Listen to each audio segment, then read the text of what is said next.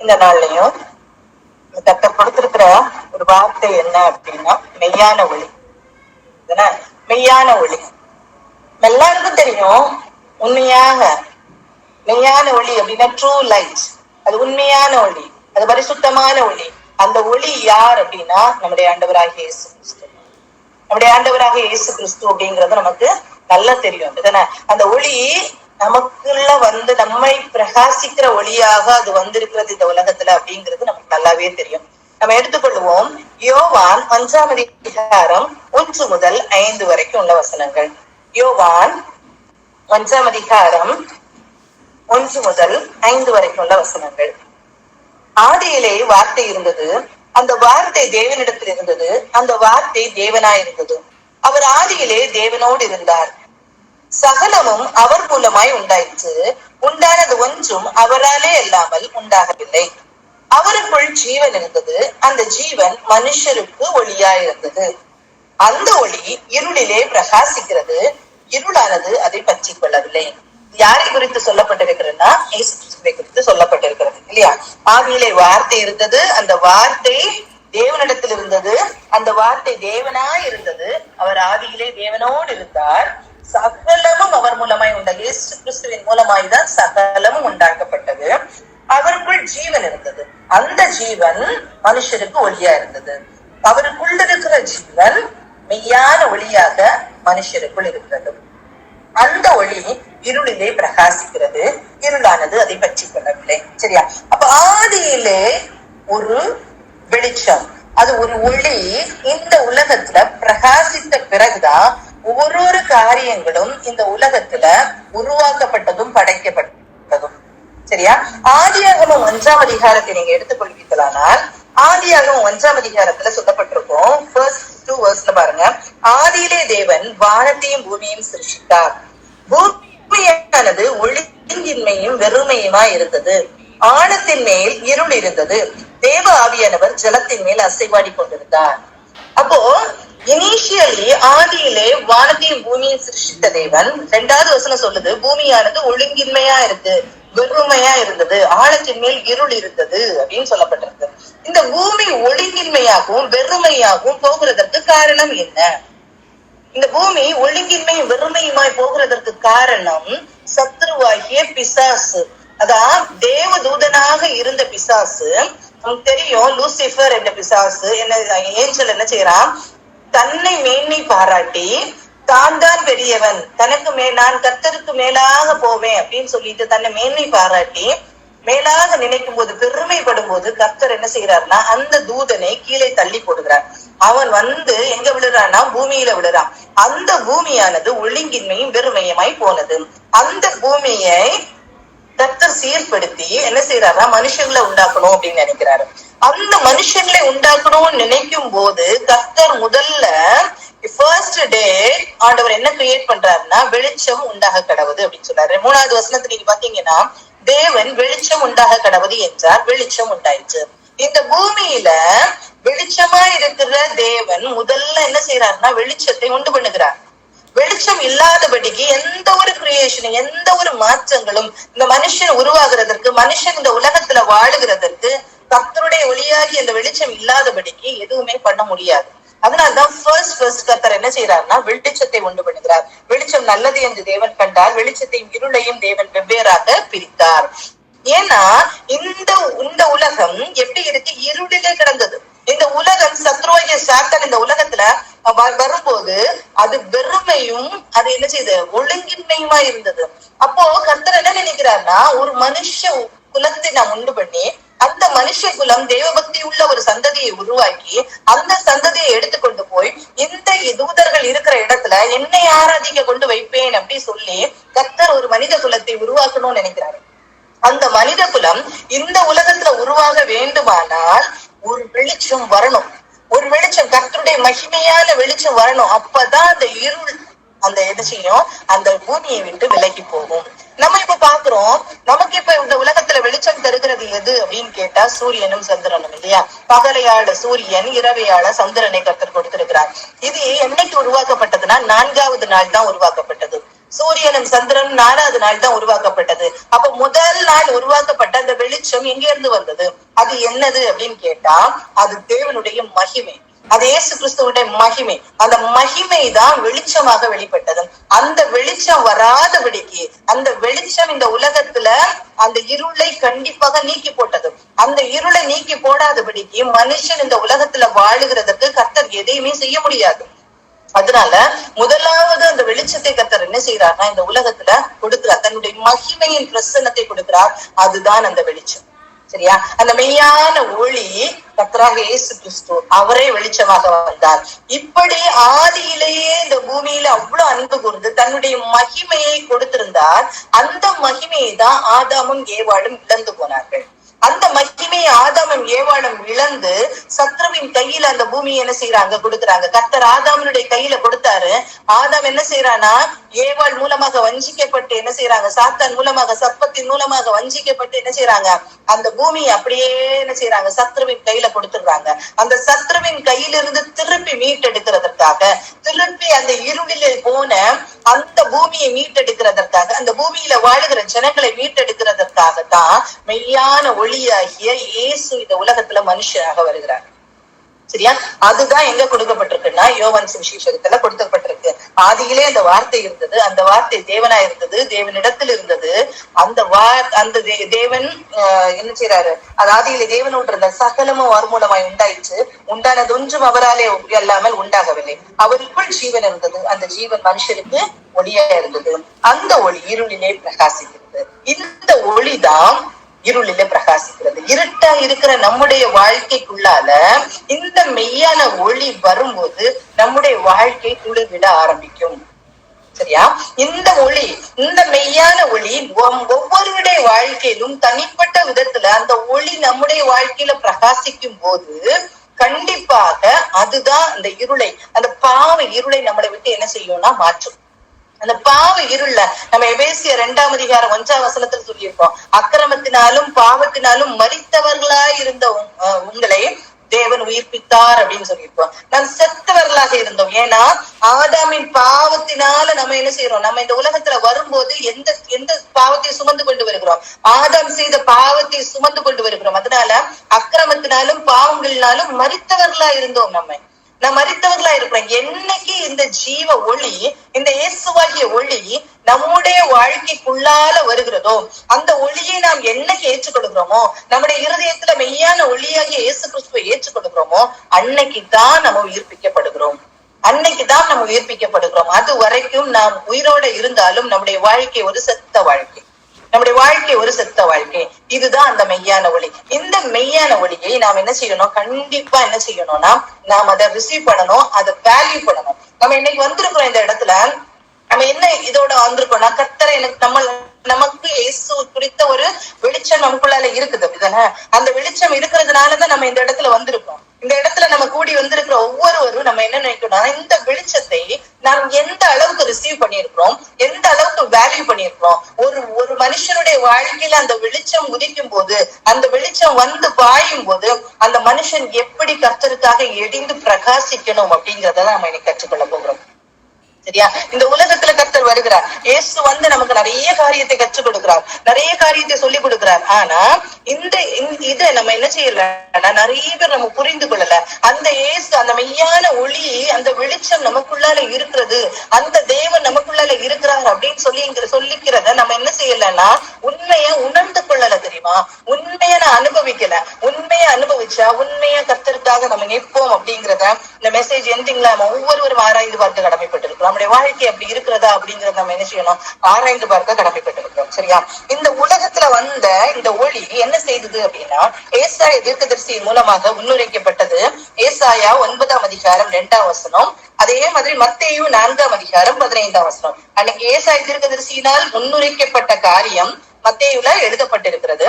ஏசாயா 9ஆம் அதிகாரம் 2ஆம் வசனத்தில் சொல்லியிருக்கு பாருங்க, இருளில் நடக்கிற ஜனங்கள் பெரிய வெளிச்சத்தை கண்டார்கள், மரண இருளின் தேசத்தில் குடியிருக்கிறவர்கள் மேல் வெளிச்சம் பிரகாசித்தது. இதுதான் இந்த அக்கிரமங்களினாலும் பாவத்தினாலும் நம்ம மரித்தவர்களா இருந்த நம்மை உயிர்ப்பித்தார் அப்படின்னு சொல்லி. இருளில் நடக்கிற ஜனங்கள், நாம் என்ன செய்யறோம்னா இருளில் நடந்து கொண்டிருக்கிறோம். எப்படி ஒரு பூமி வெறுமையும் ஒழுங்கின்மையுமா போச்சுதோ, அதை சரி பண்றதுக்கு கர்த்தருடைய மெய்யான ஒளி எப்படி இந்த உலகத்துல வீசிச்சுதோ, அதே மாதிரி நாம் ஒவ்வொருடைய வாழ்க்கையிலையும் மீண்டுமாக ஆதாமின் பாவத்துல அடிமைப்பட்டு இருக்கிற அந்த இருளான வாழ்க்கையில யார் வந்தார்னா ஏசு வரப்போகிறார். ஏசு வந்தார். ஏசு இந்த உலகத்துல வந்தார். அப்படி வரும்போது இந்த இருளில் நடக்கிற ஜனங்கள் பெரிய வெளிச்சத்தை கண்டார்கள். மரண இருளின் தேசத்தில் குடியிருக்கிறவர்கள் மேல் வெளிச்சம் பிரகாசித்தது. அந்த மரண இருளின் தேசத்தில் குடியிருக்கிறவர்கள் தான் நாம். அவர்களுக்கு என்ன செய்தான்? வெளிச்சம் பிரகாசித்ததான். இந்த வெளிச்சத்தை நாம் பெற்றுக் கொண்டிருக்கிறோமா? இந்த வெளிச்சத்தை நாம் பெற்றுக் கொண்டிருக்கிறோமா? கர்த்தர் என்ன தெரியுமா சொல்றாரு? இந்த வெளிச்சத்தை ஒவ்வொருவரும் பெற்றுக்கொண்டா கண்டிப்பாக என்ன செய்ய முடியும்னா, கர்த்தருக்காக நாமும் ஒளி கொடுக்கிறவர்களாக மாற முடியும். நாம் உப்பாக இருக்கணும், நாம் ஒளியாக இருக்கணும், அப்படிதான் கர்த்தர் நம்மளை குறித்து சொல்லுகிறார். நாம் இந்த ஒளியை மற்றவர்களுக்கு பிரகாசிக்கிறவர்களாக நம்ம இருக்கிறோமா அப்படிங்கிறதையும் நம்ம என்ன செய்யணும்? சிந்திக்க கடமைப்பட்டிருக்கிறோம். சரியா? இந்த யோவான் 1ஆம் அதிகாரத்துல சொல்லப்பட்ட இந்த ஒளி, இந்த மெய்யான ஒளி, ஆதியிலே வந்த அந்த மெய்யான ஒளி, நம்முடைய ஒவ்வொருடைய வாழ்க்கையிலே வந்த அந்த மெய்யான ஒளி நம்முடைய வாழ்க்கையில என்ன காரியங்களை செய்கிறது? நம்முடைய வாழ்க்கையில என்ன காரியங்களை செய்திருக்கிறது? இதுல பாத்தீங்கன்னா யோவான் 12ஆம் அதிகாரம், யோவான் 12ஆம் அதிகாரத்துல கர்த்தர் என்ன சொல்றாருன்னா, தன்னுடைய கடைசி நாட்கள்ல கர்த்தர் இந்த உலகத்துல வந்து இயேசு மரிக்க போகிறார் அப்படின்னு சொன்ன காரியங்களை அந்த இடத்துல வந்து சொல்ல ஆரம்பிப்பாங்க. 23ஆம் வசனத்துல இருந்து பாத்தீங்கன்னா, அப்பொழுது இயேசு அவர்களை நோக்கி, மனுஷகுமாரன் மகிமைப்படியான வேலை வந்தது, மெய்யாகவே மெய்யாகவே நான் உங்களுக்கு சொல்லுகிறேன் அப்படின்னு சொல்லிட்டு நிறைய காரியங்களை இந்த இடத்துல சொல்லியிருப்பாங்க. இதுல பாத்தீங்கன்னா 34th verseல பாத்தீங்கன்னா சொல்லியிருக்கோம், ஜனங்கள் அவரை நோக்கி, கிறிஸ்து என்னைக்கும் இருக்கிறார் என்று வேதத்தில் சொல்லியதை நாங்கள் கேட்டிருக்கிறோம். அப்படி இருக்க மனுஷகுமாரன் உயர்த்தப்பட வேண்டியதென்று எப்படி சொல்லுகிறேன்?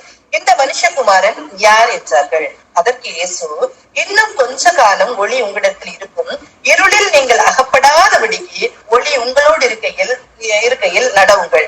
இருளில் நடக்கிறவன் தான் போகிற இடம் இன்னதென்று அறியான். இயேசு அந்த நாட்கள்ல வாழ்ந்துட்டு இருந்த நாட்கள்ல சொல்றாரு, நீங்க ஒளி கொஞ்ச நாள் தான் உங்ககிட்ட இருக்கும், உங்க கூட இருக்கும். அதை நீங்க என்ன செய்யுங்க? அந்த ஒளி உங்க கூட இருக்கும் போது நீங்க என்ன செய்யுங்க? அந்த ஒளியிலே நடவுங்கள் அப்படின்னு சொல்றாரு. 36th verse பாருங்க. ஒளி உங்களோடு இருக்கையில் நீங்கள் ஒளியின் பிள்ளைகள் ஆகும்படிக்கு ஒளியின் இடத்தில் விசுவாசமா இருங்கள் என்றார். இவைகளை இயேசு சொல்லி அவர்களை விட்டு மறைந்தார். நீங்கள் ஒளி உங்க கூட இருக்கும் போது நீங்க என்ன செய்யுங்க? ஒளியின் பிள்ளைகள் ஆகும்படிக்கு ஒளி இடத்தில் நீங்க என்ன செய்யுங்க? விசுவாசமா இருங்கள் அப்படின்னு சொல்லி. அப்போ இந்த ஒளியான மெய்யான ஒளியாக இயேசுவை நாம் பெற்றுக் கொண்டிருக்கிறோம் அப்படின்னு சொல்லிட்டு நம்ம இந்த இடத்துல கூடியிருக்கிறோமே. இந்த ஒளியை பெற்று கொண்டிருக்கிறன்னா என்ன செய்யணும்? அந்த ஒளியை நாம் கர்த்தரிடத்துல இருந்து ஒரு நாள் நாம் பெற்றுக்கொண்டு, நமக்கு தேய்ச்சலான நாய்க்கிய இந்த பரிசுத்த ஆவியானவர் கொடுக்கப்பட்டிருக்கிறார். அதை பெற்றுக்கொண்டு, அவரை பெற்றுக்கொண்டு, அவருடைய அந்த ஒளியை நம்ம சுமந்து கொண்டு நம்ம என்ன செய்யணும்? மற்றவங்களுக்கு நம்ம அந்த ஒளியாக காணப்படணும் அப்படின்னு சொல்லிட்டுதான் நாம் அழைக்கப்பட்டிருக்கிறோம். அதுதான் மெய்யான ஒளி. சரியா? இந்த மெய்யான ஒளியை சந்தித்த மனிதரை குறித்து நம்ம பார்க்கணும். உண்மையாக அந்த ஒளியை சந்தித்திருக்குமானால் ஒரு மனிதனுடைய வாழ்க்கையில நாம் எல்லாருமே என்ன செய்யணும்னா அந்த ஒளியை கண்டிப்பா சந்தித்தவர்கள் அப்படின்னு சொல்லிட்டு தான் நம்ம வந்திருக்கிறோம். நம்ம இயேசுவை அறிந்திருக்கிறோம், இயேசு எங்களுக்குள்ளால இருக்கிறாரு அப்படின்னு சொல்லிட்டு தான் நம்ம வந்திருக்கிறோம். அப்படி இருக்கிற நமக்குள்ளால அந்த ஒளி எந்த அளவுக்கு கிரியை செய்யப்படுகிறது, நாம் வேதத்திலிருந்து கற்றுக்கொள்ளுகிற ஒரு மனிதனுக்குள்ளால இருந்து அந்த ஒளி என்ன செய்கிறது அப்படிங்கிறத நாம் ஆராய்ந்து பார்க்க அழைக்கப்பட்டிருக்கிறோம். சரியா? நம்ம எல்லாருக்கும் தெரிந்த ஒரு நபர் தான் சவுல். அப்போஸ்தலர் 9ஆம் அதிகாரத்தை எடுத்து வைத்துக் கொள்ளுங்க. அப்போஸ்தலர் 9ஆம் அதிகாரம். அப்போஸ்தலர் 9ஆம் அதிகாரம் தெரிந்த காரியம். சவுல் என்ன செய்யறான்? கர்த்தருடைய சீஷரை பயமுறுத்தி கொலை செய்யும்படி சீறி பிரதான ஆசிரியர் இடத்துக்கு போய் என்ன செய்யறான்? அங்க தமஸ்குல போகும்போது அங்க உள்ள இயேசுவை மேசியா இந்த ஏற்றுக்கொண்ட ஜனங்களை நான் கொல்லும்படிக்கு போறேன்னு சொல்லிட்டு என்ன செய்யறான்? அந்த நிருபத்தை பெற்றுக்கொண்டு போகிறாரு. போகிற வழியில அவர் என்ன செய்து ஒரு வழி சந்திக்கிறது. அவர் பிரயாணமாய் போய் தமஸ்குவுக்கு சமீபித்த போது 3rd verse, சடுதியிலே வானத்திலிருந்து ஒரு ஒளி அவரை சுற்றி பிரகாசித்தது. நாம் சொல்லியிருக்கோம், நாம் ஒளியை பெற்றுக் கொண்டிருக்கிறவர்கள் அப்படித்தானே? நாம் ஒளியை பெற்றுக் கொண்டிருக்கிறோம். அதே மாதிரி ஒரு ஒளி எப்ப நம்ம பெற்றுக் கொண்டிருக்கிறோம் நம்ம சொல்ல முடியும்? அதை பாதலும் அக்கிரமத்திலும் மறைந்தவர்களாய் இருந்த நம்மை இயேசு உயிர்ப்பித்தார் அப்படிங்கிற நிலைக்கு வரும்போது நம்ம அந்த ஒளியை பெற்றுக் கொடுக்கிறோம். அதே மாதிரி செய்யறாருன்னா அந்த ஒளியை இதுவரைக்கும் பெற்றுக்கொள்ளல. வேத பிரமாணத்தை எல்லாவற்றையும் கற்றுக்கொண்டிருக்கிறார். ஆனா அவர் கற்றுக்கொண்ட எந்த ஒரு காரியமும் அவரை மேசியாவாகிய கிறிஸ்துவனிடத்துல கொண்டு சேர்க்கவில்லை. அவர் கற்றுக்கொண்ட எந்த காரியம், அவர் படிச்சதும் சரிதான், அவர் நியாயப்பிரமாண புஸ்தகத்துக்குள்ள நடந்து கொண்டதும் சரிதான், அவருடைய குலமோ கோத்திரமோ எதுவுமே செய்யலன்னா இயேசுவிடத்துல கொண்டு சேர்க்கவில்லை. இந்த மெய்யான ஒளி அவருக்கு மேல வீசப்படும் போது அவர் சரியாக கர்த்தரிடத்துல என்ன செய்யறாரு, இயேசுவிடத்தை கொண்டு சேர்க்கப்படுகிறார். அவன் தலையிலே விழுந்தான். அப்பொழுது சவுலே சவுலே நீ என்னை ஏன் துன்பப்படுத்துகிறாய் என்று தன்னுடனே சொல்லுகிற ஒரு சத்தத்தை கேட்டார். அதற்கு அவன், ஆண்டவரே நீர் யார் என்றான். அதுக்கு அடுத்தது சொல்ற, ஆண்டவரே நீர் என்ன செய்ய சித்தமா இருக்கு, நான் என்ன செய்யணும் அப்படின்னு சொல்லிட்டு கேட்பாரு இல்லையா. அப்போ இந்த இந்த இந்த ஒளியை பெற்றுக்கொண்ட ஒரு சவுலுடைய வாழ்க்கையில என்னென்ன மாற்றங்கள் வருது, என்னென்ன மாற்றங்கள் வருது. ஃபர்ஸ்ட் அவர் கேட்கிறாரு, ஆண்டவரே நான் என்ன செய்ய சித்தமா இருக்கிறீர். 6வது வசனத்துல சொல்லி நான் என்ன செய்ய சித்தமா இருக்கிறீர் அப்படின்னு சொல்லி கேட்கிறாரு. இதெல்லாம் நமக்கு தெரிஞ்சது. 9வது வசனத்துல பாருங்க, அந்த ஒளியை பெற்றுக்கொண்ட அந்த சவுல் உபவாசிக்கிறார். 3 நாள் பார்வை இல்லாதவராய் புசியாமலும் குடியாமலும் இருந்து என்ன செய்யறாரு, உபவாசிக்கிறார். அதுக்கப்புறம் பாருங்க 15th verseல பாருங்க, நீ போ, அவர் புறஜாதிகளுக்கு ராஜாக்களுக்கும் இஸ்ரவேல் புத்திரருக்கும் என்னுடைய நாமத்தை அறிவிக்கிறதற்காக நான் தெரிந்து கொண்ட பாத்திரமா இருக்கிறான். கர்த்தர் சாட்சி கொடுக்கிறாரு. யார்கிட்ட? அனனியா கிட்ட சொல்றாரு, நீ போ, நீ அவனுடைய முன்னால உள்ள காரியத்தை பார்க்க வேண்டாம், நீ என்ன செய்யணும், அவனை போய் நீ என்ன செய், அவனுக்கு போய் நீ இந்த காரியத்தை எல்லாம் சொல்லு, அவனை போய் என்ன செய்ய, அவனுக்கு ஞானஸ்தானம் கொடு, அவனுடைய காரியத்தை சொல்லு அப்படின்னு சொல்லிட்டு யார் அனுப்புறாரு? அனனியாவை அனுப்புறாரு. கர்த்தர் சாட்சி கொடுக்குறாரு. அடுத்தது பாருங்க, அடுத்த 16th verseல பாருங்க, அவன் என்னுடைய நாமத்தின் நிமித்தம் எவ்வளவாய் பாடுபட வேண்டும் என்பதை நான் அவனுக்கு காண்பிப்பேன். என்னுடைய நாமத்தின் நிமித்தம் அவன் எவ்வளவாய் பாடுபட வேண்டும். என்னுடைய நாமத்தின் நிமித்தம் அப்படின்னா கர்த்தருடைய நாமத்திற்காக நீ எவ்வளவு பாடுபட போறான், அப்படி போகிறான் அப்படிங்கறத நான் என்ன செய்யறேன், அவருக்கு சொல்லி கொடுத்துருவேன் அப்படின்னு சொல்லிட்டு கர்த்தர் சொல்றாரு. இதுக்கப்புறம் உள்ள வசனங்கள் எல்லாம் பாத்தீங்கன்னா, அப்போ அனனியா போறாரு, பார்வையடையும்படி செய்யறாரு, பரிசுத்த ஆவியினால நிரப்பப்படுகிறார். அடுத்தது பரிசுத்த ஆவியினால அவர் என்ன செய்யறாரு, நிரப்பப்படும்படிக்கு என்ன அனுப்பினார்னு அவர் சொல்றாரு. அதுக்கப்புறம் பாருங்க, ஞானஸ்தானத்தை பெற்றுக் கொள்ளுகிறார், அந்த நீதியை நிறைவேற்றுகிறார். நீதியை நிறைவேற்றி என்ன செய்யறாரு, அதுக்கப்புறம் போஜனம் பண்ணி தான் பலப்பட்டு கொண்டு தாமதமின்றி கிறிஸ்து தேவனுடைய குமாரன் என்று ஆலயங்களை பிரசங்கித்தார். எதற்காக வந்தாருன்னா, கிறிஸ்து மேசியா இல்லன்னு சொல்றதுக்காக தான் வந்தாரு. ஆனா ஒரு ஒளி, மெய்யான ஒளி அவரை சந்திக்கும் போது இத்தனை காரியங்கள், இத்தனை மாற்றங்கள் அவருடைய வாழ்க்கையில நடைபெறுது. முதல்ல கேட்கிறார், ஆண்டவரே நான் என்ன செய்ய சித்தமா இருக்கிறேன். கர்த்தருடைய சித்தத்தை செய்கிறவர்கள் மாத்திரமே பரலோக ராஜ்யத்துக்குள்ளாத போக முடியும். அவர் கரெக்டா கேட்கிறார், ஆண்டவரே நான் என்ன செய்ய சித்தமா இருக்கிறேன்.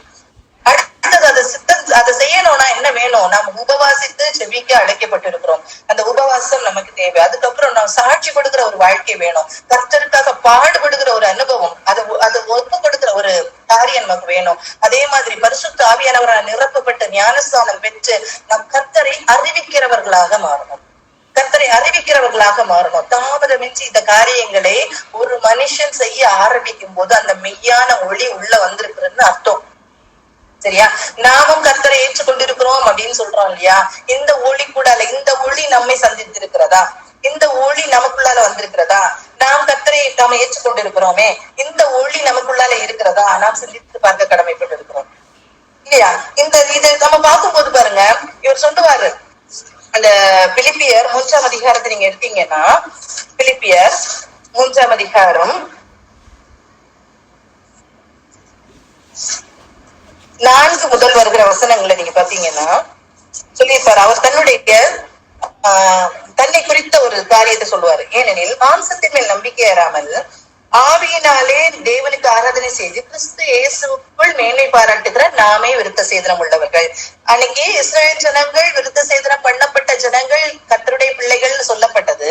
இன்னைக்கு யாருன்னா உண்மையிலே ஆவியில தேவனை ஆராதிக்கிற நாம் தான் விருத்த சேதனம் உள்ளவர்கள் அப்படின்றத அவர் சொல்லிட்டு சொல்றாரு. மாம்சத்தின் மேல் நம்பிக்கை வைக்க வேண்டுமானால் நானும் வைக்கலாம். வேறொருவன் மாம்சத்தின் மேல் நம்பிக்கையா இருக்க நினைத்தால் நான் அதிகமா எப்படி செய்யலாம்? மாம்சத்தின்படி பார்க்கும்போது நிறைய காரியத்தை நான் என்ன செய்யலாம், சொல்லலாம்.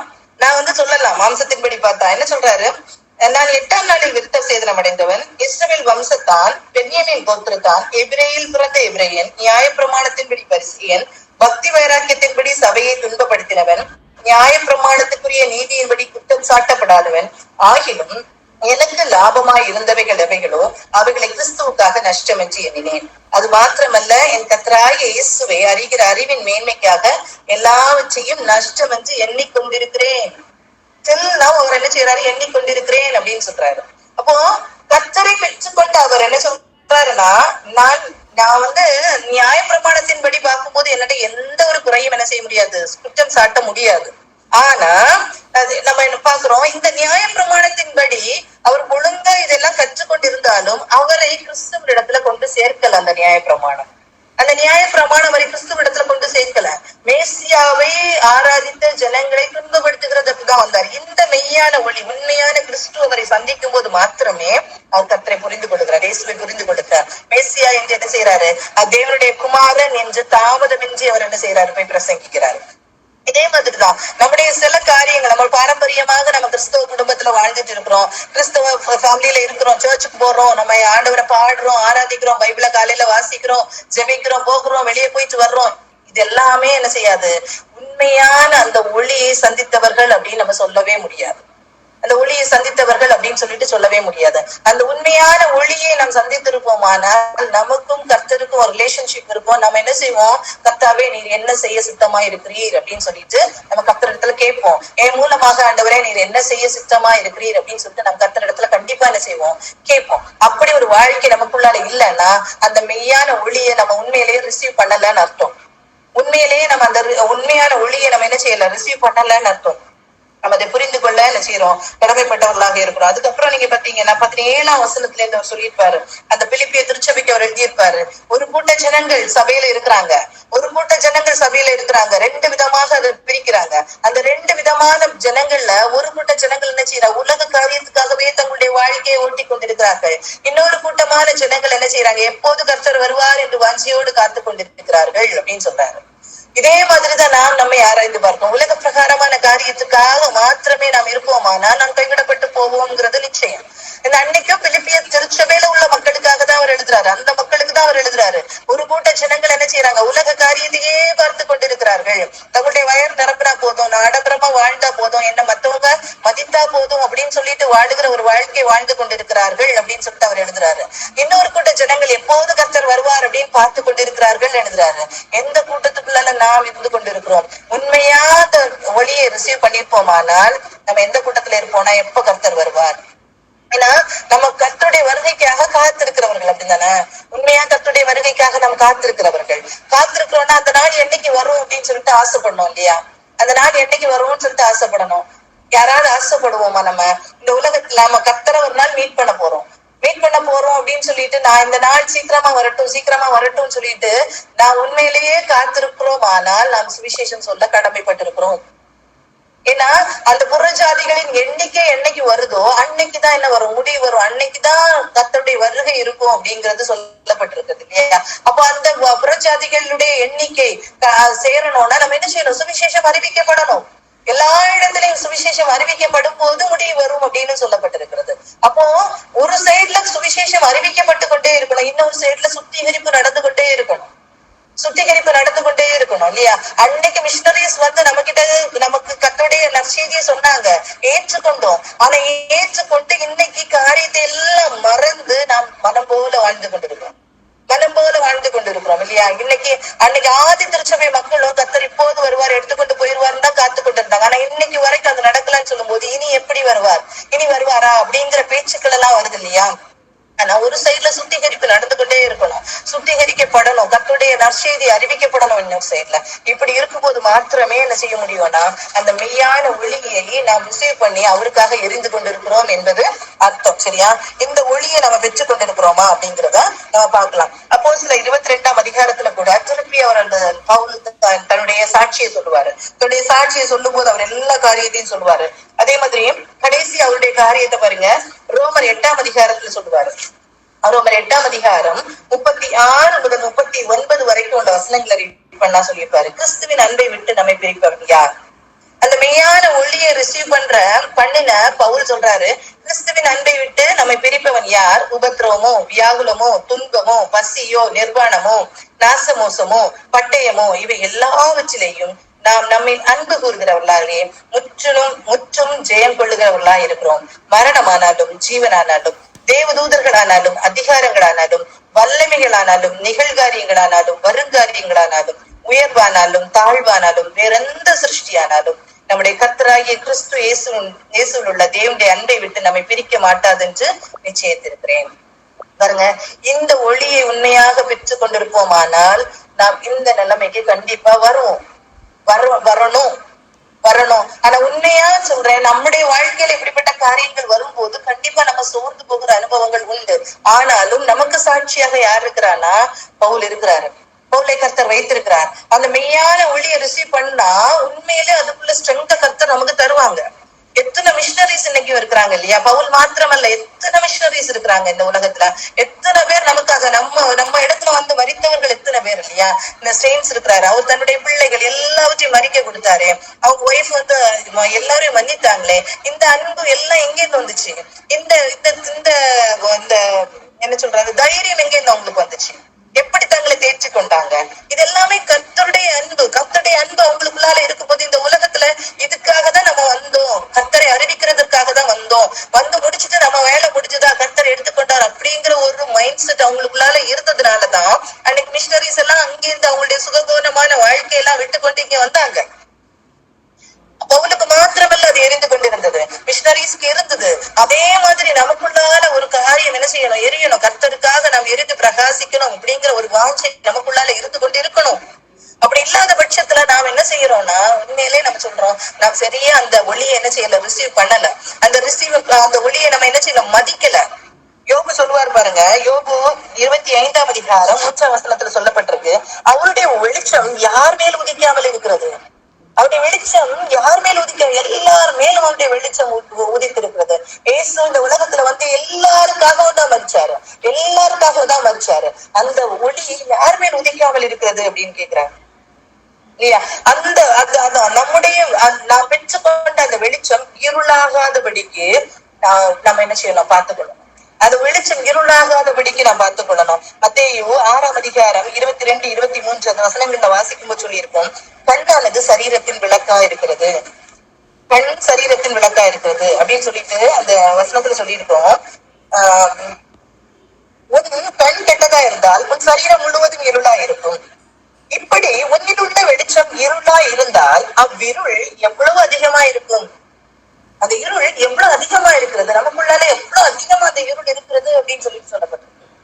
அந்த வெளிச்சம், சோ அந்த வெளிச்சம் வந்ததுன்னா நம்ம இருள் என்ன செய்யணும், அகற்றப்பட்டு விடணும். அந்த வெளிச்சத்துக்கு நம்ம இடம் கொடுக்கணும். நம்ம இருதயத்தை அடைத்து வைக்க கூடாது. ஒரு நமக்கு லைட் ஆஃப் கரண்ட் போயிடுச்சுன்னா எந்த ரூம்ல நம்ம என்ன செய்யறோம், விளக்கை கொளுத்தி வைக்கிறோமோ, கேண்டில்ல கொளுத்தி வைக்கிறோமோ, அந்த இடம் என்ன செய்யும், வெளிச்சமாகும். நம்முடைய இருதயத்துல எல்லா பகுதியிலையும் நம்ம என்ன செய்யணும்னா கர்த்தருடைய வெளிச்சம் அது என்ன செய்யணும், உதிக்கிறதுக்கு நம்ம என்ன செய்யணும், இடத்தை திறந்து கொடுக்கணும், நம்முடைய இருதயத்தை திறந்து கொடுக்கணும். நாம் அதை அடக்கி வைக்க கூடாது. எந்த இடத்துல, எல்லா இடத்துலயும் கர்த்தருடைய வெளிச்சம் என்ன செய்யணும், இருக்கணும். அப்படி இருந்தா மட்டும்தான் நம்ம என்ன செய்ய முடியும்னா அந்த உண்மையான ஒளியை நம்ம ரிசீவ் பண்ணிக்க முடியும். அப்பதான் நம்ம கேட்க முடியும், கர்த்தாவே நீர் என்ன செய்ய சித்தமா இருக்கிறீர்.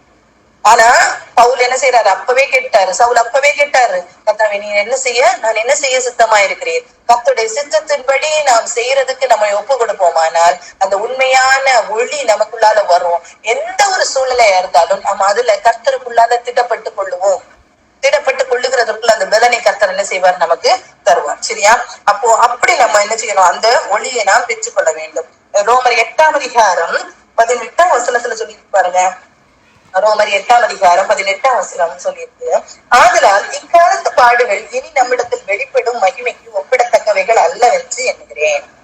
இக்காலத்து பாடுகள் இனி நம்மிடத்தில் வெளிப்படும் மகிமைக்கு ஒப்பிடத்தக்கவைகள் அல்ல. அப்படின்னா இந்த உலகத்துல நாம் படுகிற பாடுகள், இந்த உலகத்துல என்ன காரியங்கள், என்ன சோதனைகள் நமக்கு இருந்தாலும் நாம் கர்த்தரோடு ஒரு நாள் இருக்க போறோம். அந்த காரியத்தை நாம் நினைக்கும் போது எல்லாத்தையும் நம்ம என்ன செய்துருவோம்னா மறந்துடுவோம். எல்லா காரியங்களும் நம்ம விட்டு என்ன செய்வோம், மறந்து போகும். அப்படிப்பட்ட ஒரு பலனை நம்ம என்ன செய்யணும், பரிசுத்த ஆவியானவர்களுக்குள்ளார நம்ம என்ன செய்யணும், பெற்றுக்கொள்ளணும். அந்த ஒளியை நம்ம பெற்றுக்கொள்வோமானால், நம்ம பெற்றுக்கொள்ள முடியலன்னா கர்த்தரிடத்துல கேட்கணும். இந்த தைரியம் எங்களுக்கு வேணும் ஆண்டவரே. இந்த உலகம் பல காரியங்களை பேசும், இந்த சூழ்நிலைகள் பல காரியங்கள் நம்மளை தடுக்கும். ஆண்டவருக்காக நிக்க கூடாதபடிக்கு. ஆனாலும் நம்ம என்ன செய்யணும்? கர்த்தர்கிட்ட கேட்கணும். இந்த மாதிரி ஒரு ஒளி வீசுகிறவர்களாக நாம் மாறணும். கர்த்தர் சந்தித்தாரானால், அந்த மெய்யான ஒளி நம்மை சந்தித்திருக்குமானால் நம்முடைய வாழ்க்கையில ஒரு பெரிய மாற்றம் கண்டிப்பாக வரும். நம்ம இருக்க முடியாது, கர்த்தருக்கு அது சொல்லாம இருக்க முடியாது, மற்றவங்க கிட்ட அது சொல்லாம இருக்கவே முடியாது. நாம் அறிந்து கொண்டதை, நாம் உணர்ந்து கொண்டதை மற்றவங்க கிட்ட சொல்லாம இருக்கவே முடியாது, தெரியுமா? அதை நம்ம உணர்ந்து கொள்ளணும். ரெண்டாவது நம்ம பார்த்தோம்னா, இன்னொரு நபரை சந்திக்குது. எப்படிப்பட்டவங்கள இந்த ஒளி சந்திக்குது அப்படின்னா, ரெண்டாவது பார்த்தோம்னா பேதுருவை சந்தித்த ஒளி. சரியா? எப்போ இந்த ஒளி பேதுருவை சந்திக்கிறது? அப்போஸ்தலர் 12ஆம் அதிகாரத்துல சொல்லப்பட்ட காரியங்கள் நமக்கு தெரியும், எல்லாமே தெரிந்த பகுதிகள். அப்போஸ்தலர் 12ஆம் அதிகாரத்துல பார்த்தோம்னா, இந்த பேதுரு என்ன செய்யறாருன்னா சிறைச்சாலையில இருக்கிறாரு. ஏரோது ராஜா என்ன செய்யறாரு? அவரை சிறைச்சாலையில அழைத்து வைத்திருக்கிறாரு. இவரை கொலை செய்யணும் அப்படின்னு சொல்லிட்டு என்ன செய்யறாங்க? ரொம்ப காவல் காத்து வைக்கப்பட்டிருக்கிறார். சரியா? 4ஆம் வசனத்துல இருந்து வாசிச்சு பாருங்க. அவனை பிடித்து சிறைச்சாலையிலே வைத்து பஸ்கா பண்டிகைக்கு பின்பு ஜனங்களுக்கு முன்பாக அவனை வெளியே கொண்டு வரலாம் என்று எண்ணி அவனை காக்கும்படி வகுப்புக்கு 4 போர் சேவராக ஏற்படுத்திய 4 வகுப்புகளின் வசமாக ஒப்புவித்தான்.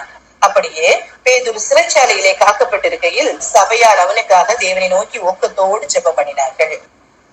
அப்போ இங்க என்ன நடக்குது? சபையார் என்ன செய்யறாங்க? ஊக்கத்தோடு யாருக்காக ஜெபம் பண்றாங்க?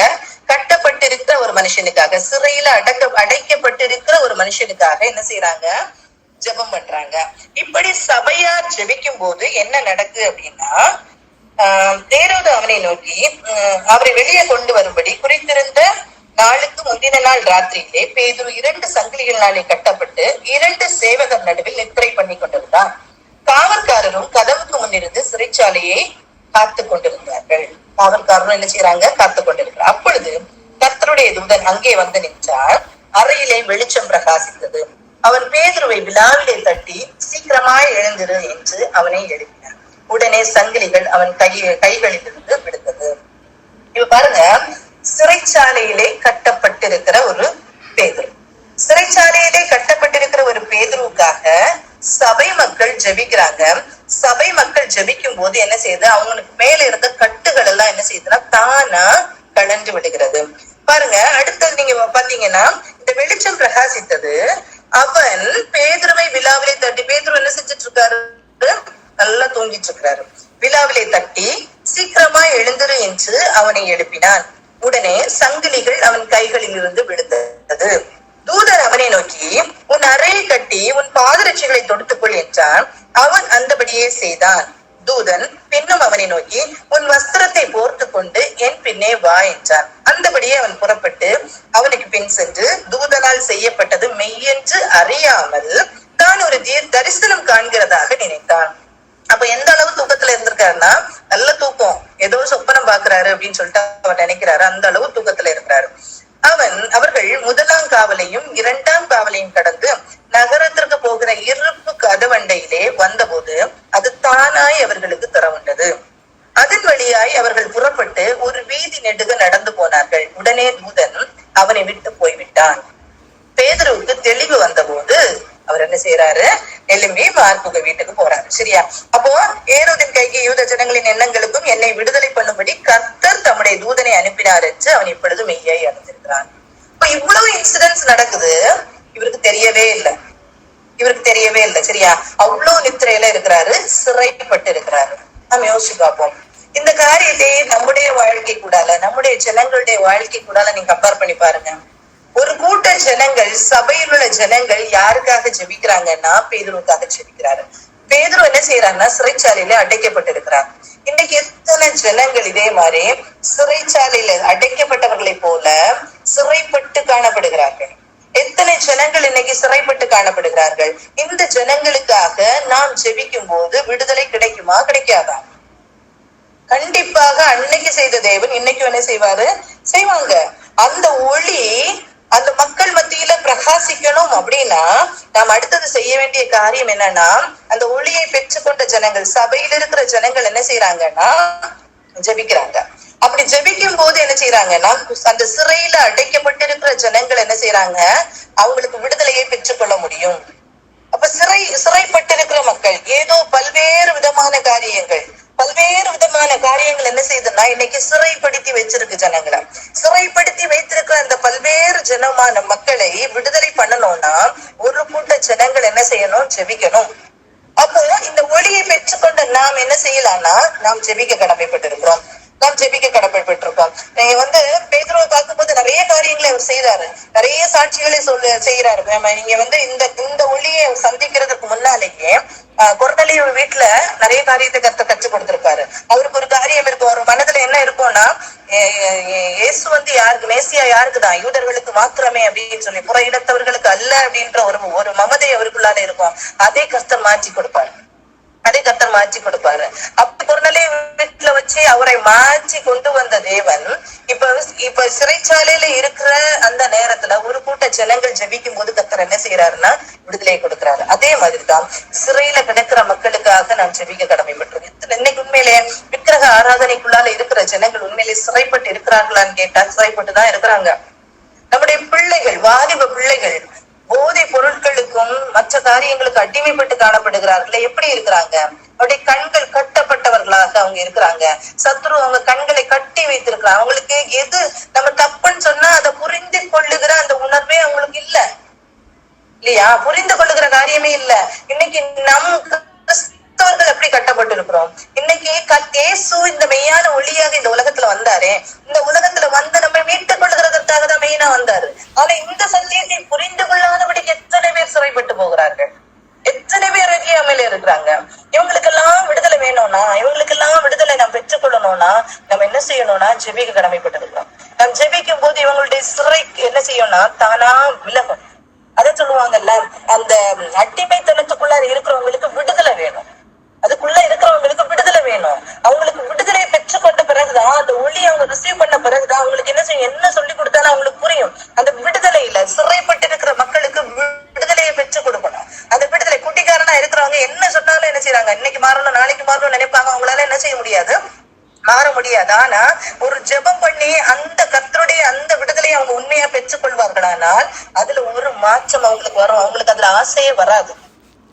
யாருக்காகவோ குடியை விடுகிறவங்களோ, இல்ல யாரோ சொல்லிட்டாங்கன்னு சொல்லிட்டு சினிமாவை விடுகிறாங்களோ, யாருக்காகவோ சொல்றவங்க கொஞ்ச நாள் தாக்கு பிடிப்பாங்க, திருப்பி அதுல போய் விழுந்துருவாங்க. ஆனா அந்த மெய்யான விடுதலையை கர்த்தர் அவங்களுக்கு கொடுக்கணும்னா ஜெபம் கண்டிப்பாக தேவை. அந்த சிறைப்பட்டு இருக்கிற மக்களுக்கு ஜெபம் கண்டிப்பாக தேவை. இன்னைக்கு நிறைய பிள்ளைங்க பாருங்க, கர்த்தரை அறியாதபடிக்கு உணர்வில்லாத பிள்ளைகளாக இருக்கிறாங்க. கர்த்தரை சொல்லி கொடுக்கும் போது அதை கேட்டுக்கிறதுக்கு மனதில்லாத பிள்ளைகளா இருக்கிறாங்க இல்லையா? அப்ப சின்ன வயதுல இருந்த பிள்ளைகளுக்கு கர்த்தரை குறித்து போதித்திருந்தா கண்டிப்பா என்ன செய்வாங்க, முதல் வயதுல அதை விடாதிருப்பான் அப்படின்னு வசனம் சொல்லுது. ஆனா சின்ன வயசுல நம்ம உலக காரியத்துக்கு நம்ம முக்கியத்துவம் கொடுத்து அந்த மெய்யான ஒளியை பெற்றுக்கொள்ளாதபடிக்கு இந்த உலகத்துக்காகவே ஓடி ஓடி ஓடி இருக்கும் போது ஒரு நாள் பிள்ளை நம்முடைய கைகளை விட்டு மாறி போகுது இல்லையா? அந்த நாட்களை நான் வருந்தி கொண்டிருக்கிறோம். ஆனா அப்படிப்பட்ட பிள்ளைகள் சிறைப்பட்டு இருக்கிறாங்க. அந்த பிள்ளைகளுக்கு நாம் ஜெபிக்கும் போது மாத்திரமே விடுதலையை பெற்றுக்கொள்ள முடியும். அந்த பிள்ளைகளுக்கு விடுதலை. நீங்க எத்தனை பேர்த்து பாருங்க, நீங்க நம்ம குடும்பங்கள்ல கூட நீங்க சொல்லி பாருங்க, ஏற்றுக்கொள்ளவே மாட்டாங்க. எத்தனை காரியங்கள் தெரியுமா? நான் கர்த்தருக்கு தான் முக்கியத்துவம் கொடுக்கணும்னு சொல்லி பாருங்க, எத்தனை பேர் ஏற்றுக்கொள்ளுவாங்க? எத்தனை பேர் அது புரிந்து கொள்ளுவாங்க? அன்னைக்கு நோவா காலத்துல நீதியை அவர் பிரசங்கிச்சுட்டு இருந்தாரு, எல்லாரும் கேள்வி பண்ணாங்க இல்லையா? அந்த லோத்து என்ன செய்யற, தன்னுடைய மருமக்கள் கிட்ட பிள்ளை மகளுக்காக நியமித்து வைத்திருந்த பிள்ளைகள்கிட்ட போய் சொல்றாரு, இது அழிய போய் இந்த காரியங்கள் எல்லாம் சொல்றாரு, அழிய போகுது, நீங்க வாங்க அழிக்கப்படுறது சொல்லும்போது யாருமே ஏற்றுக்கொள்ளல இல்லையா? அன்னைக்கு எல்லாரும் சிரிச்சாங்க இல்லையா? அதே மாதிரிதான் முதல்ல என்ன செய்யணும், நமக்கு இப்படிப்பட்ட காரியங்கள் தான் நடந்து கொண்டிருக்கிறது. இது இன்னைக்கும் அப்படிதான். நோவா காலத்துல இருந்த காரியம், லோத்து காரியத்துல இருந்த காரியங்கள் எல்லாம் தான் கடைசி நாட்களுக்கு அறிகுறி அப்படின்னு சொல்லிட்டு கர்த்தர் சொல்லியிருக்காரு. அடையாளம் அதுதான் சொல்லியிருக்காரு. ஆனா இன்னைக்கும் ஜனங்கள் புசித்தும் குடித்தும் என்ன செய்யறாங்க, வாழ்ந்து கொண்டிருக்கிறார்கள் இல்லையா? அந்த உணர்வே இல்லையே. எல்லாம் அடித்து கொண்டு போகப்படும் போதுதான் உணர்வு வருது. அதுக்கப்புறம் போய் பேழையை துறக்கணும் அப்படின்னு சொல்றாங்க. பேழை என்ன செய்யுது, கர்த்தர் பூட்டி கொண்டு போனார் இல்லையா? இதே போலதான் இன்னைக்கு அடிமைத்தனத்துக்குள்ளால இருக்கிற மக்களுக்காக நாம் செபிக்கும் போது மாத்திரமே நாம் விடுதலை பெற்றுக் கொள்ள முடியும். விக்கிரக ஆராதனைக்குள்ள எத்தனை ஜனங்கள் இருக்கிறாங்க இல்லையா? அறியாதவர்களாக இருக்கிறாங்க இல்லையா?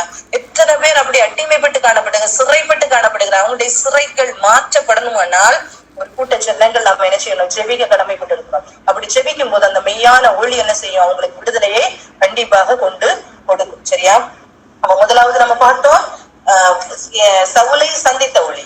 அடுத்தது நம்ம பார்த்தோம் சிறைப்பட்டிருக்கிற மக்களை சந்திக்க அப்படி ஜெபம் என்ன செய்யணும் தேவை. அப்ப கண்டிப்பா அந்த ஒளி என்ன செய்யும், அந்த சிறையில இருக்கிற அடிமைத்தனத்துக்குள்ளால இருக்கிற மக்களை என்ன செய்யும், கண்டிப்பா விடுவிக்கும் அப்படிங்கிறத நம்ம பார்க்கிறோம். அடுத்தது நீங்க பாத்தீங்கன்னா இந்த ஒளியை நாம் எப்படி பெற்றுக்கொள்ள முடியும் இல்லையா? இந்த ஒளியை நாம் எப்படி பெற்றுக்கொள்ள முடியும்? கர்த்தர் பவுலுக்கு அந்த ஒளியை கொடுத்தார். இந்த ஜெபங்கள் பண்ணும்போது அந்த அடிமைத்தனத்துல இருக்கிறவங்களுக்கு எல்லாமே என்ன செய்யுது, அவங்க அந்த ஒளியை பெற்றுக்கொள்ளுகிறாங்க. அந்த பெற்றுக்கொண்டு அந்த விடுதலை பெற்றுக்கொண்டாங்க அப்படிங்கிறத அதுக்கப்புறம் அதை புரிந்துக்கிறாங்க இல்லையா? இந்த ஒளியை நாம் பெற்றுக்கொள்றதுக்கு நாம் என்ன செய்ய கடமைப்பட்டிருக்கிறோம்? நம்ம என்ன செய்யணும்? இந்த ஒளியை பெற்றுக்கொள்ளணும்னா என்ன செய்யணும் பாருங்க. நமக்கு மோசே ஒரு எடுத்துக்காட்டா இருக்கிறாரு. மோசே யாத்ராகமம் 34ஆம் அதிகாரம், யாத்ராகமம் 34ஆம் அதிகாரம் 27 முதல் வருகிற வசனங்கள். யாத்ராகமம் 34ஆம் அதிகாரம் 27 வரைக்கும் உள்ள வசனங்கள். பின்னும் கர்த்தர் மோசேயை நோக்கி, இந்த வார்த்தைகளை நீ எழுது, இந்த வார்த்தைகளின்படியே உன்னோடும் இஸ்ரவேலோடும் உடன்படிக்கை பண்ணினேன் என்றார். அங்கே அவன் அப்பம் புசியாமலும் தண்ணீர் குடியாமலும் இரவும் பகலும் 40 நாள் கர்த்தரோடே இருந்தான். அவன் உடன்படிக்கையின் வார்த்தைகளை பலகைகளில் எழுதினான். மோசே சாட்சி பலகைகள் 2ஐயும் தன் கையில் எடுத்துக்கொண்டு சீனாய் மலையிலிருந்து இறங்கி வருகிற போது தன்னோடு அவர் பேசினதினால் தன் முகம் வாசிப்பதை அவன் அறியாதிருந்தான். எல்லாரும் மோசே வாசித்திருப்பதை கண்டு அவன் சமீபத்தில் சேர பயந்தார்கள். மோசே அவர்களை அழைத்தான். அப்பொழுது ஆரோனும் சபையில் உள்ள பிரபுக்கள் யாவரும் அவனிடத்திற்கு திரும்பி வந்தார்கள். மோசே அவர்களோட பேசினான். இப்படி 33 verse பாருங்க. மோசே அவர்களோட பேசி முடியும் அளவும் தன் முகத்தின் மேல் முக்காடு போட்டிருந்தார். இந்த ஒளி எப்படி இந்த மோசேக்கு ஃபேஸ்ல பிரகாசித்தது? மோசே என்ன செய்யறாரு, இரவும் பகல் அவருக்கு பசிக்கவே இல்லை. கர்த்தரோடு போய் இருக்கிறாரு. கர்த்தரோடு போய் இருக்கும் போது 40 நாள் ஆகும் போது அவருக்கு பசிக்கவே இல்லை. அவர் கர்த்தரோடு இணைந்து கர்த்தரோடு ஒருமித்து இருக்கும் போது அவருடைய முகம் என்ன செய்யுது, பிரகாசிக்குது.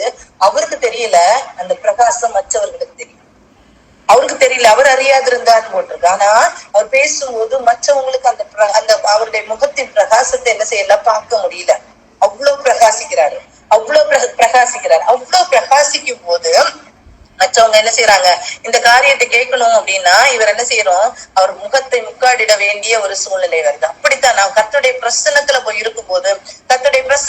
இருக்கும்போது நான் மற்றவர்களுக்கு ஒளி கொடுக்கிறவர்களாய் மாற முடியும். சரியா? அப்படி நம்ம கர்த்தரிடத்துல நாம் பெற்றுக் கொள்ளணும். மத்தேயு 5ஆம் அதிகாரம் 15-16 இந்த வசனத்தை எடுத்து பார்க்கணும்னா தெரியும். மத்தேயு 5ஆம் அதிகாரம் 15-16 இந்த வசனம் பாத்தீங்கன்னா, விளக்கை கொளுத்தி மரக்காலால் மூடி வைக்காமல் விளக்கு தண்டின் மேல் வைப்பார்கள். அப்பொழுது அது வீட்டில் உள்ள யாவருக்கும் வெளிச்சம் கொடுக்கும்.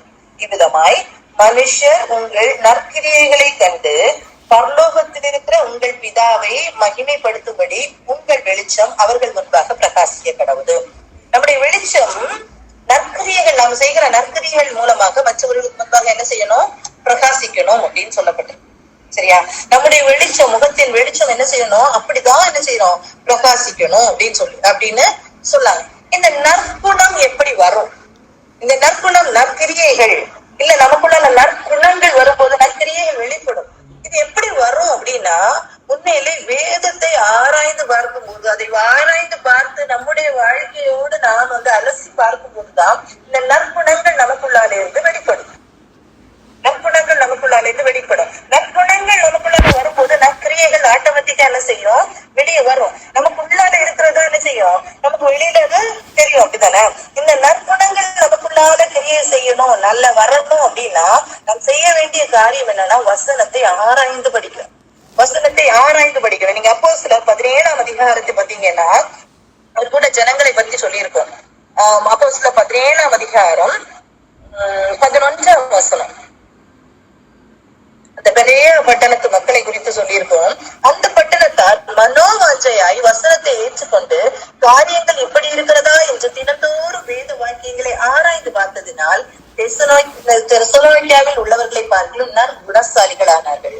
அந்த நற்குணம் எப்படி வரும் அப்படின்னா, இந்த வேதத்தை ஆராய்ந்து இருக்கிறதோ, இப்படி சொல்லி இருக்கிறதோ, இப்படி வசனம் சொல்லி இருக்கா, அப்ப நம்முடைய வாழ்க்கையில் அப்படி இருக்குதா அப்படிங்கிறத நம்முடைய வாழ்க்கையோட ஆராய்ந்து பார்க்க நாம் நற்குணசாலிகளாய் மாறிக்கொண்டே இருக்கும். அந்த நற்குணசாலிகளை மாற மாற நற்கிரியைகள் நம்ம இடத்துக்கு வெளிப்படும். அந்த நற்கிரியைகள் மற்றவர்களுக்கு பார்க்கும் போது அது ஒளியாக என்ன செய்யும் தெரியும். இப்படித்தான் நம்ம என்ன செய்ய முடியும், பிரகாசிக்கின்ற கர்த்தருடைய பாதத்துல இருந்து அந்த மோசே தன்னுடைய முகத்துல எப்படி பிரகாசத்தை பெற்றுக் கொண்டாரோ அதே மாதிரி கர்த்தருடைய பாதத்துல இருந்து நாமும் என்ன செய்யணும், அந்த அவருடைய பிரகாசத்தை பெற்றுக்கொண்டு நாம் என்ன செய்யணும், நற்குணசாலிகளாக நற்கிரியைகளை செய்கிறவர்களாக நாம் மாறும் போது நம்மை பார்த்து மற்றவர்கள் என்ன செய்வாங்கன்னா அந்த ஒளியை பெற்றுக் கொள்வார்கள்.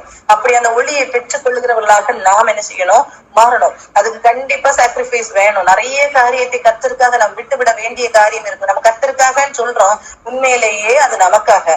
நாம் விட்டு விட்டால் மாத்திரமே பரலோகத்துல நாம இருக்க முடியும். நாம் கர்த்தரோடு இணைந்திருக்கணும்னா உண்மையில நம்ம சொல்லுவோம் பிரேயர்ஸ் அட்டன் பண்றேன், அதை அட்டன் பண்றேன், இதெல்லாம் யாருக்காக?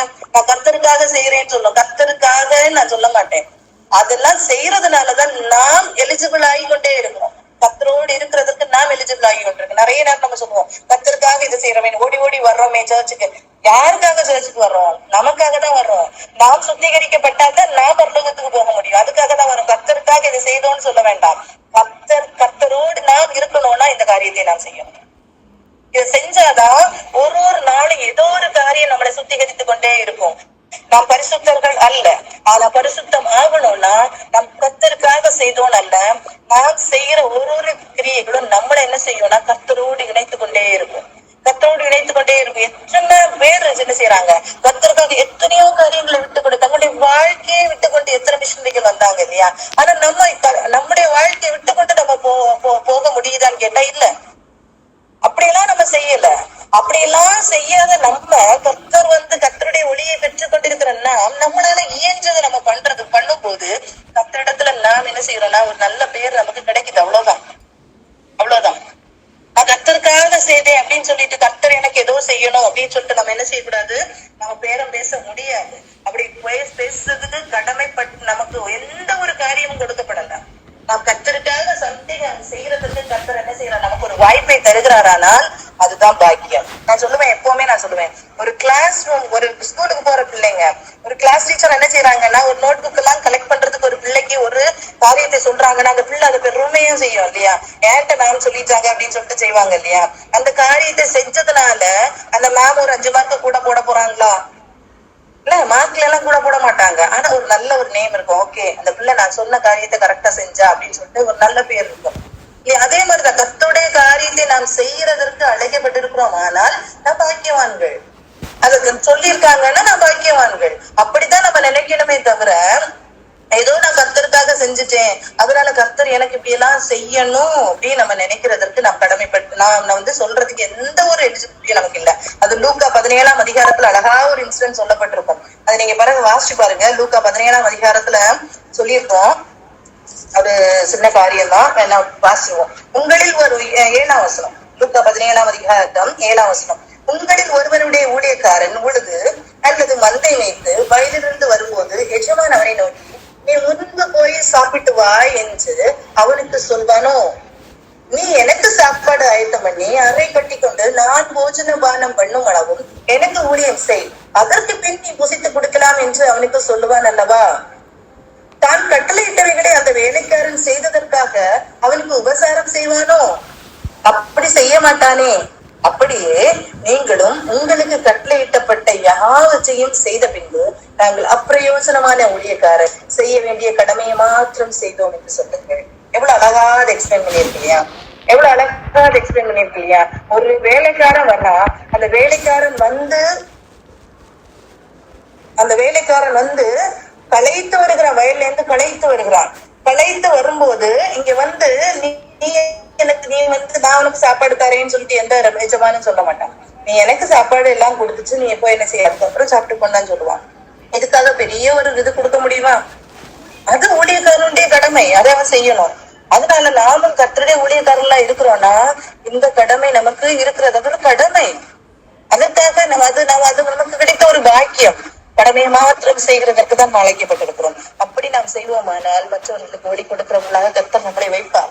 மற்றவர்களுக்கு ஒளி கொடுக்கிறவர்களாக கர்த்தர் நம்ம என்ன செய்வாரு? கண்டிப்பா இந்த எண்ணம் நமக்குள்ளால இருக்கணும். கர்த்தருக்காக செய்கிற ஒரு காரியங்கள், அதான் நான் சொல்லுவேன், கர்த்தருக்காகன்னு சொல்லும் போது கர்த்தரை பிரியப்படுத்துகிற காரியங்கள் நாம் செய்யும் போது உண்மையிலேயே கர்த்தர்கிட்ட நம்ம இடம் பிடித்து கொண்டிருக்கிறோம். கர்த்தர்கிட்ட நம்ம என்ன செய்யறோம்? ஒரு பிளேஸ் நமக்கு கிடைச்சிட்டே இருக்கு. அதுக்காக நம்ம என்ன செய்யணும்? ஆண்டவரை ஸ்தோத்தரித்து ஸ்தோத்தரித்து இந்த காரியங்களை நாம் செய்வோமானால் அது பெரிய பாக்கியமா இருக்கும். நமக்கு அது பெரிய பாக்கியமா இருக்கும். சரியா? அடுத்தது நீங்க பாத்தீங்கன்னா, கர்த்தருடைய ஆலயத்துக்குள்ளால நாம் இருக்கிறோம். கர்த்தருடைய ஆலயத்துக்குள்ளால இருக்கிறோம்னா அந்த மெய்யான ஒளியை என்ன செய்யணும்னா கொடுக்கணும். ஆலயத்திலிருந்து, கர்த்தருடைய ஆலயம் என்பது அவருடைய சரீரத்தை கொடுத்து அவர் கட்டின ஒரு ஆலயம் இல்லையா? அந்த அதான் சபை.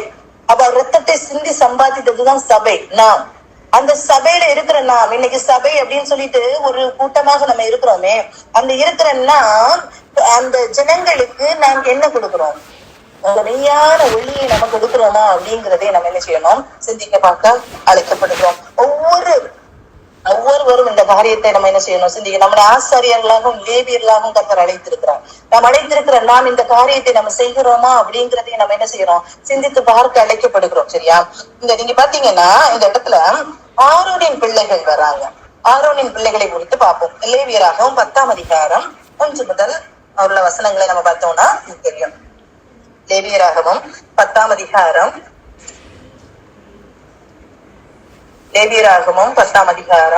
1 முதல் இந்த வசனங்களை பாத்தீங்கன்னா சொல்லியிருப்போம். ஆரோனின் குடும்பம் என்ன செய்திருக்கோம்னா அந்த பணிவிடை செய்கிறதற்கு என்ன செய்திருக்கோம்? அழைக்கப்பட்ட ஒரு குடும்பம் இல்லையா?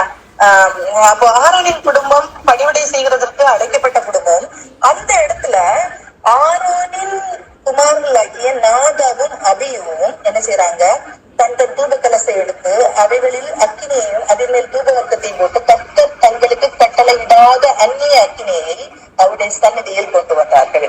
கர்த்தருடைய ஊழியத்தை செய்ய அடைக்கப்பட்ட ஆரோனின் பிள்ளைகள் என்ன செய்யறாங்கன்னா கர்த்தருடைய சன்னதியில அந்நிய அக்கினியை கொண்டு வருகிறார்கள். கொண்டு வரும்போது என்ன ஆச்சு அப்படின்னா, அக்கினி கர்த்தருடைய சந்நிதியிலிருந்து புறப்பட்டு அவர்களை பட்சித்தது. அவர்கள் கர்த்தருடைய சன்னதியில் செத்தார்கள். என்ன செய்யறாங்க? அந்நிய அக்கினி அங்க உள்ள கொண்டு வர நினைக்கும் போது என்ன செய்யறாங்க? கர்த்தருடைய பரிசுத்த அந்த இதுல இருந்து ஒரு அக்கினி புறப்பட்டு அவருடைய சன்னதியில இருந்து அக்கினி புறப்பட்டு அவங்களை என்ன செய்து பட்சித்து போட்டது. அவங்க என்ன செய்தாங்க? செத்து போனாங்க அப்படின்னு சொல்லப்பட்டது. அப்போ இந்த ஊழியத்தை எப்படி சொல்லி இருக்குன்னா பாருங்க. லேவியராகமம் 6ஆம் அதிகாரம் 8 முதல் வருகிற வசனத்துல சொல்லியிருக்கோம். பின்னும் கர்த்தர் மோசேயை நோக்கி, நீ ஆரோனுக்கும் அவன் குமாரனுக்கும் கற்பிக்க வேண்டிய சர்வாங்க தகன பலிக்குரிய பிரமாணம் என்னவென்றால், சர்வாங்க தகன பலியானது ராம் முழுவதும் விடியற்காலம் மட்டும் பலிபீடத்தின் மேல் எரிய வேண்டும். பலிபீடத்தின் மேல் உள்ள அக்கினி எரிந்து கொண்டே இருக்க வேண்டும். இது திருப்பி சொல்லியிருக்கோம். நீங்க பாருங்க 12th வருஷம் பாருங்க, அதுல சொல்லியிருக்கோம். பலிபீடத்தின் மேல் இருக்கிற அக்கினி அவியாமல் எரிந்து கொண்டே இருக்க வேண்டும். எரியும்படி கட்டளை போட்டு அதன் மேல் சர்வாங்க தகன பலியை வரிசையாக வைத்துக் கொண்டே இருப்பாங்க.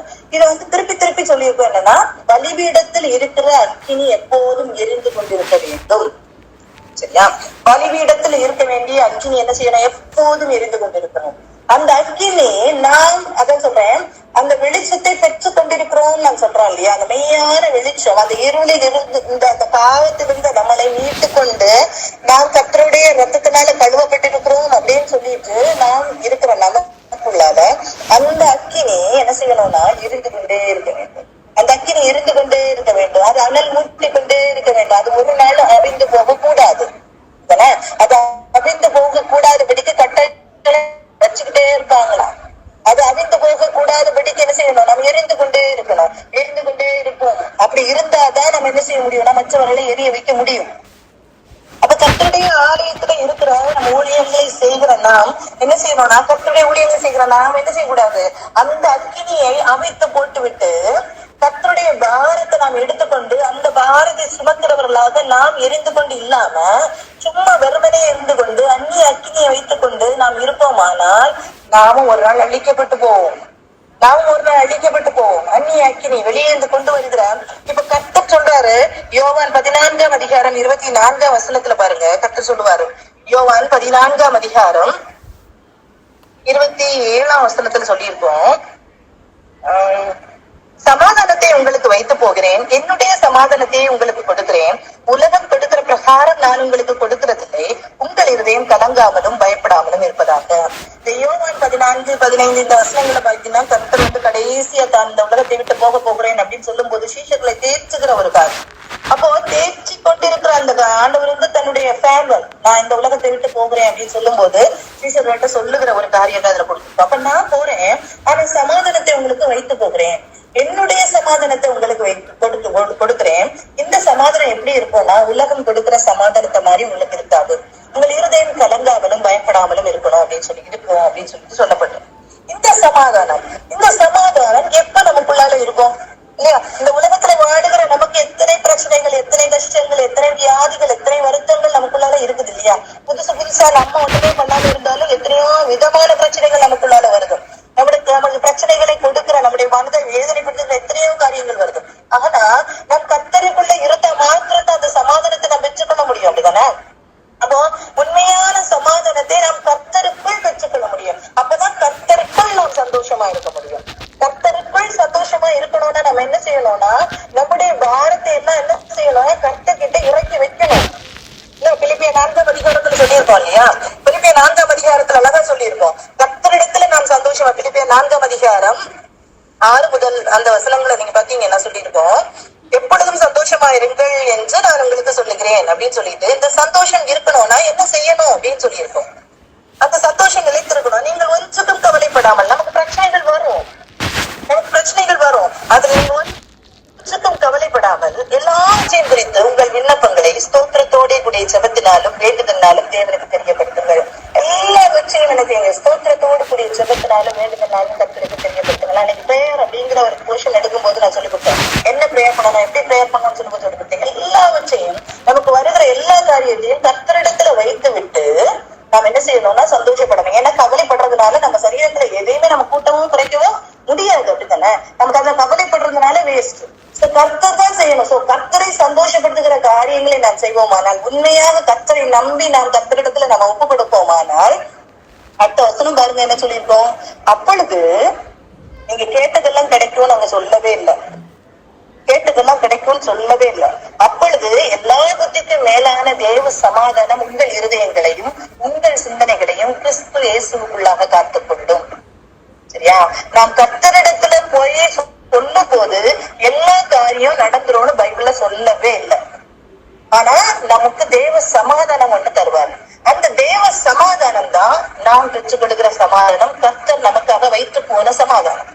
அந்த கர்த்தர் நமக்காக வைத்து போன சமாதானத்தை நம்ம என்ன செய்யணும், பெற்றுக்கொள்ளணும். இதுக்குறாங்க நம்ம என்ன சொல்றோம், அதான் சொல்ற கடைசியாக சகோதரனே, உண்மை உள்ளவைகளவைகளோ, ஒழுக்கம் உள்ளவைகளவைகளோ, நீதி உள்ளவைகளவைகளோ, கற்புள்ளவைகளவைகளோ, அன்புள்ளவைகளவைகளோ, நற்கீர்த்தி உள்ளவைகளவைகளோ, புண்ணியம் எதுவோ புகழ் எதுவோ அவைகளே சிந்தித்துக் கொண்டிருங்கள். உங்க தாட் என்ன செய்யணும்னா இப்படிப்பட்ட நல்ல தாட்ஸா இருக்கணும். அப்படிப்பட்ட காரியத்துல உங்க சிந்தனையை கொண்டு போங்க. தவறான காரியத்துல கொண்டு போகாதீங்க. ஷார்ட் கட்ல எப்படியாவது பெற்றுக்கொள்ளணும்னு சொல்லிட்டு போகாதீங்க. அப்படிப்பட்ட சமாதானம் என்ன செய்யாதுன்னா உங்களுக்கு நீடிய சமாதானத்தை கொடுக்காது, அது மெய்யான சமாதானத்தை கொடுக்காது அப்படின்னு சொல்லியிருக்கு. உண்மை உள்ளது எது, ஒழுக்கம் உள்ளவைகளோ, நீதி உள்ளது எது, கற்புள்ளவைகளது, அன்புள்ளவைகளது, நற்கீர்த்தி உள்ளவைகளது, இப்படிப்பட்ட காரியங்கள்லயே நீங்க சிந்தித்துக் கொண்டிருக்க. இப்படிப்பட்ட காரியத்தையே சிந்தித்துக் கொண்டிருக்க. நம்முடைய சிந்தனைகளை முதல்ல நம்மளை பிடிக்கிறது சிந்தனையில தான் பிசாசு பிடிப்பான். பிசாசுக்கு இடம் கொடுக்க கூடாது இல்லையா? பிசாசுக்கு இடம் கொடுக்காம என்ன செய்ய மாட்டான். நம்ம போன வாரம் பார்த்தோம், பிசாசுக்கு இடம் கொடுக்காம பிசாசு நம்ம தோல்ல கை போட மாட்டோம், அப்படித்தானே பார்த்தோம். அப்சலோனுக்கு இதுல பார்த்தோம் இல்லையா? அப்போ பிசாசுக்கு நம்ம இடம் கொடுக்கறதுனாலதான் பிசாசு என்ன செய்யறான், நம்ம மேல கை போடுறான். அப்படி இல்லைன்னா கை போட மாட்டான். பிசாசுக்கு இடம் கொடாமட்டும் இருங்கள் அப்படின்னு சொல்லி, இந்த பிசாசுக்கு இடம் கொடுக்கிறது சிந்தனையில பிசாசு நல்லா போராடுவான். இன்னைக்கு வாலிப பிள்ளைகளா இருக்கட்டும், பெரியவர்கள், சிறியவர்கள் முதல் பெரியவர் வரைக்கும் போராடுகிறது சிந்தனையில. அந்த சிந்தனையை கட்டுப்படுத்தி நாம் கர்த்தருக்குள்ளாக நம்ம என்ன செய்யணும், இப்படிப்பட்ட பாசிட்டிவ் சிந்தனைகளை நாம் கொண்டு வரணும். எது இந்த உலகத்துல மேன்மை, எந்த காரியம் கர்த்தருக்கு அனுமதிக்கிறார், எந்த காரியத்தை கர்த்தருக்கு பிரியமா இருக்கிறது அப்படிங்கறத நினைத்து நாம் திடப்படுத்தி கொள்ளும் போதுதான் அந்த தெய்வீக சமாதானம் கொள்ளும். சரியா? அப்போ நாம் கர்த்தருடைய ஆலயத்துக்கு நம்ம போகிற நாமும் இந்த சமாதானத்தை, தேவன் கொடுக்கிற அந்த சமாதானத்தை நம்ம பெற்றுக்கொள்ளணும்.